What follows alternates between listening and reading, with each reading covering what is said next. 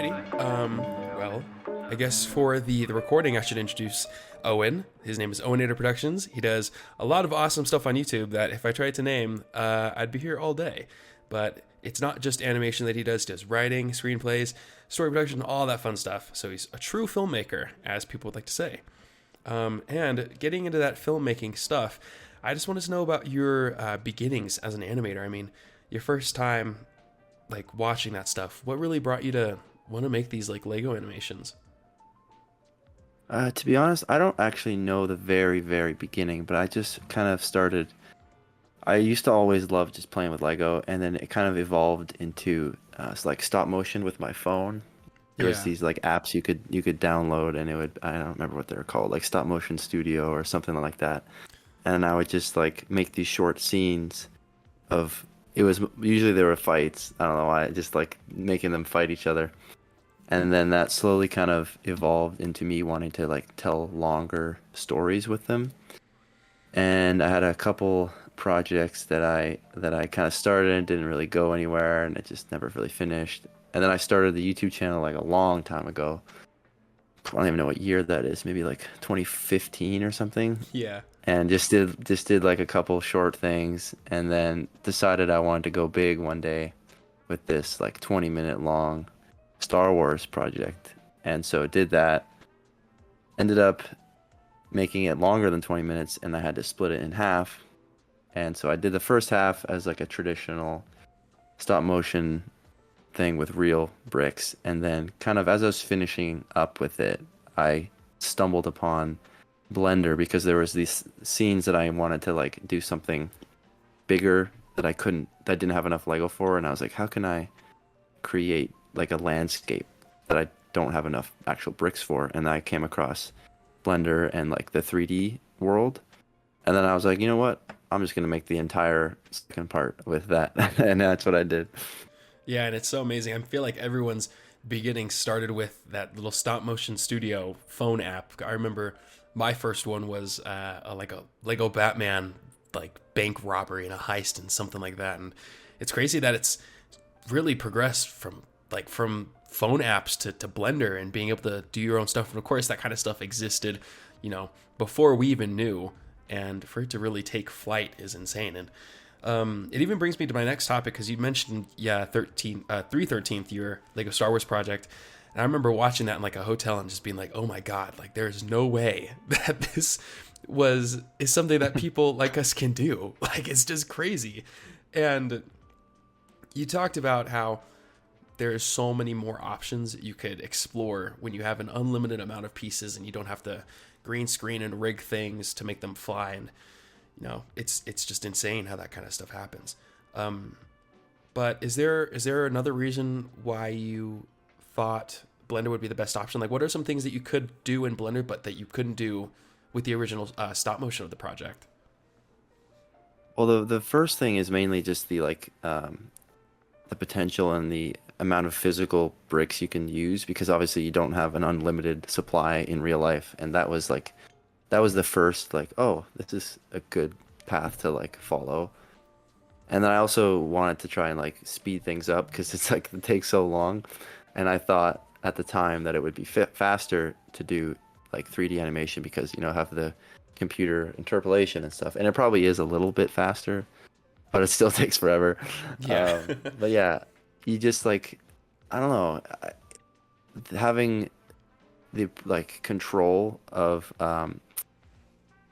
when you animate stop motion, you're kind of going like one frame at a time, and you're setting up a camera, and that's kind of you're locked into that location, and you're locked into the timing that you make, and then once you have your shot, that's your shot. But like, I guess I didn't really discover this until after I started with the 3D stuff, but being able to like have your timeline and then be able to change the keyframes to like adjust your speed or your movement, and then be able to move your camera wherever you want, speed things up, slow them down, change the timing. It's just like there's so much more creativity to like work with, and that's kind of why I never went back, I think.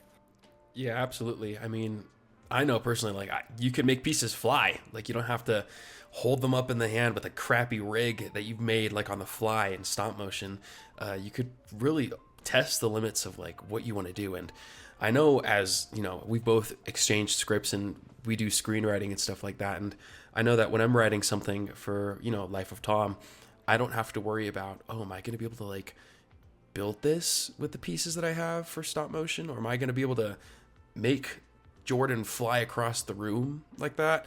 It completely opens up all abilities. Like, there are really no limitations, unless you impose upon yourself. And, you know, also, I feel like it's worth mentioning, you created the rig that allows you to do this stuff, the Epic Fig rig. And I think that's just like an awesome, amazing thing. And I see so many different people using it these days. And I'm wondering, like, what kind of opportunities arise with Blender? And, you know, what could this mean for like the Lego stop motion community, you know? Yeah, like, so I know already there are some people that are like doing a hybrid of both.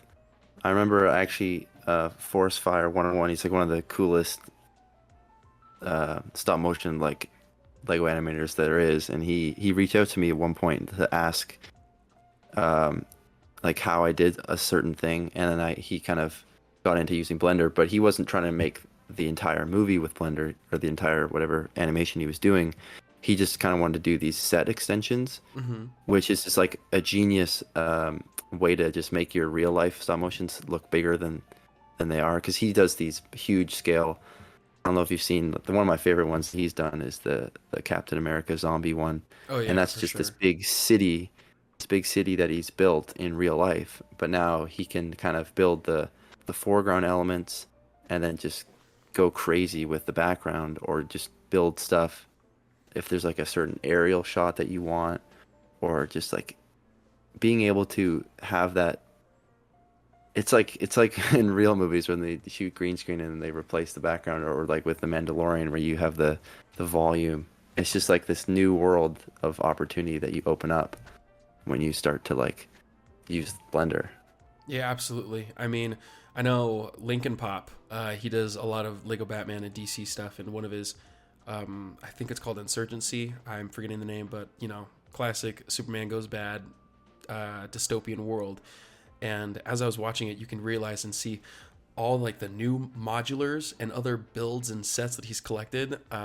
He'll scale them and just like kind of throw them around. And that's what you have to do with like practicals with stop motion. But with Blender, you could really do anything. I remember like Citrine was talking about just taking meshes that he created from within the program and kind of making them look like Lego from a distance. So you could really do a lot of stuff with it. It's insane how people are blending it too. I didn't know people were doing that, and I can't even imagine how much more difficult that must be. But that's for another time, I guess. It's also come to my attention, or as I've known, you're working on a project called Upshot Affairs, and I've read the scripts. I've been a huge fan of it since day one, and I'm hearing that it's almost done. And I was wondering if you could even tell me a little bit about it, because I understand that it's still a Lego thing, correct? Yes, it is. Nice. So It's actually, so go ahead, sorry. no, you're good. I just wanted to know more about that. Yeah, basically it's like another, I don't know, 20-ish minute long project that I started at like pretty much immediately once I finished the Star Wars one. And it's kind of I wanted to do something completely different from Star Wars, and so I kind of tackled like the crime action genre, I guess you say. And it's actually finished at this point. The only thing left is music, which is kind of cool because Jambo, who's the composer, he's gonna be doing a live. He goes to a music school, so he'll be doing like a live orchestra recording for it, and I'm so excited to hear what that's gonna sound like.